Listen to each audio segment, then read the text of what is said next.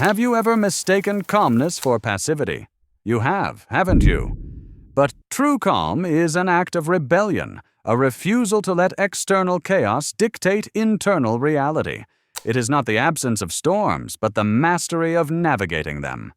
Across cultures and eras, individuals who thrived in crises, leaders steering nations through war, surgeons performing under collapsing ceilings, parents soothing terrified children during disasters, shared no secret serenity gene. They practiced methods that transformed panic into presence, fear into focus. These methods are not mystical. They are the product of training the mind to perceive and respond differently. To stay calm in any situation is not to avoid feeling, but to feel without being swept away. The foundation of this training lies in redefining what a situation is. Most people react to events as if they're set in stone. A traffic jam, a heated argument, a financial loss. But every situation is a mosaic of smaller, manageable moments. A pilot navigating an engine failure doesn't see catastrophe. They see a sequence. Diagnose, communicate, execute. This granular focus is trainable. Begin by dissecting overwhelming scenarios into their components. For example, a public speaking fear might break in two, entering the stage, feeling the microphone's weight, scanning friendly faces, speaking the first sentence. By practicing each fragment separately, standing silently in front of a mirror, holding the microphone without speaking, greeting a small group, the mind learns to deconstruct threats into tasks. Over time, this becomes reflexive, turning tidal waves into ripples.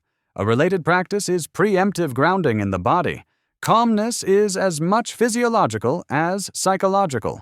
When stress hijacks the nervous system, the brain's higher functions dim, and primal reflexes take over.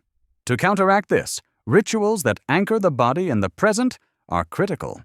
A tradition among deep-sea divers involves humming during descents. The vibrations stimulate the vagus nerve, slowing the heart rate. Modern adaptations might include pressing a thumb to a palm, feeling a ring's engraving, or tracing the seams of clothing during stress.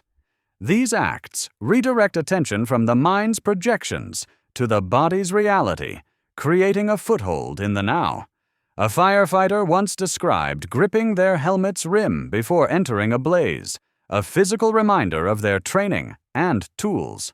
The body, when grounded, becomes a raft in the storm. Language also shapes calmness. The stories we tell ourselves in crisis, "This is unbearable, I can't handle this," amplify panic. Rewriting these narratives is a form of mental armor. Instead of, "This meeting will ruin me," try, "This meeting will require my full attention." The difference is subtle but profound. The first frames the event as an assailant, the second as a challenge to meet. A negotiator renowned for diffusing hostage situations shared that they reframe tension as energy to be channeled, not feared. By treating adrenaline as fuel rather than a threat, they convert trembling hands into steady resolve.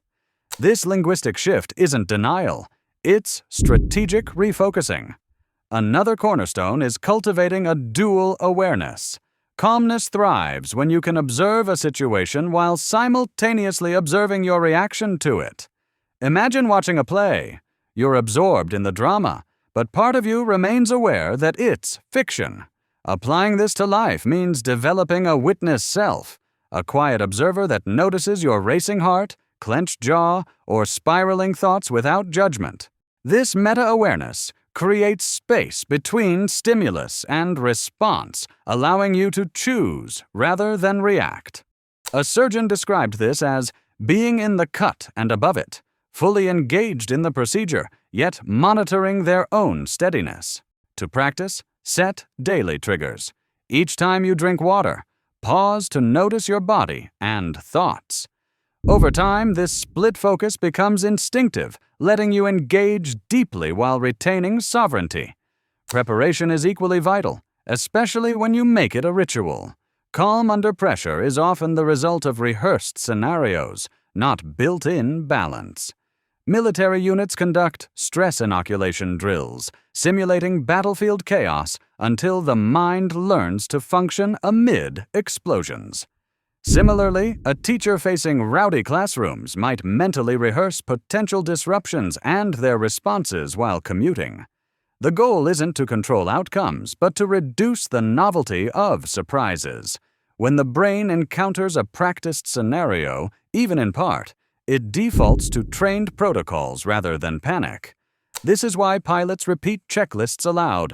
The ritual itself is a cognitive anchor. Equally important is embracing impermanence. Fear and panic often stem from the illusion that the current moment will last forever.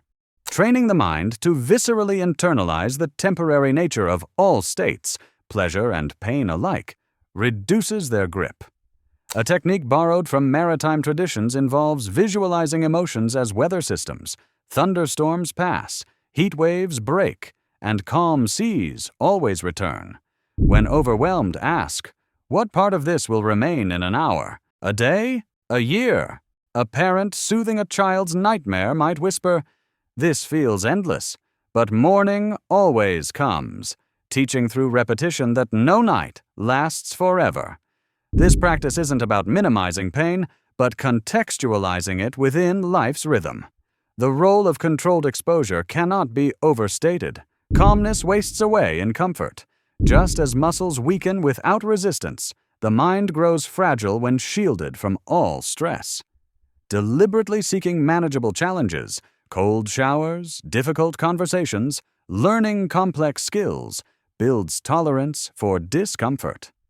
A musician afraid of improvisation might start by altering one note in a familiar piece, then a phrase, then a section. Each small confrontation teaches the mind that uncertainty is survivable. Over time, the once terrifying becomes familiar, then routine. The key is progressive escalation. Stressors should stretch, but not shatter. Humor as a levitation device is another underestimated tool. Not the humor of mockery, but the kind that reveals absurdity. The ability to laugh at the cosmic joke of human fallibility. A CEO facing a PR crisis lightened tense meetings by keeping a disaster journal, jotting down hyperbolic worst-case scenarios. By exaggerating fears, they diluted their power. Humor doesn't negate gravity. It prevents heaviness from crushing perspective. It's the recognition that while situations matter, few are existential. Finally, post-crisis reflection cements calmness as a habit. After any stressful event, conducting a forensic review without self-judgment transforms experience into wisdom. Ask, what triggered my anxiety? What worked to restore calm? What would I adjust next time? A nurse debriefing after a chaotic shift might note that counting equipment supplies steadied them more than deep breathing. These insights become personalized tools. Over time, the mind builds a library of proven strategies, turning each crisis into a lesson rather than a trauma.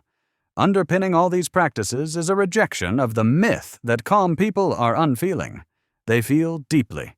They simply don't let feeling turn into frenzy. Calmness is the art of holding emotions like a cupped flame, close enough to warm, not so close it burns. It's the daily discipline of tending the mind's garden, uprooting weeds of catastrophizing, watering seeds of presence, and pruning the overgrowth of projection.